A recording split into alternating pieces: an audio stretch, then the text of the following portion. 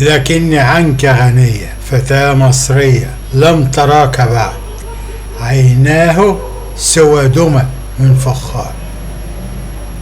على الرف أنت من قلبي بعيدا ومن عقل شريد، لا التفت إلى الأشعار. أنا ملوثة بعوادم السيارات وأدخنة المصانع، ويحميني قناعي من الغبار، وأنت هنا تصرخ وعيناك تدمع وقلبك يدمي من الآمال البيضاء والأشجار.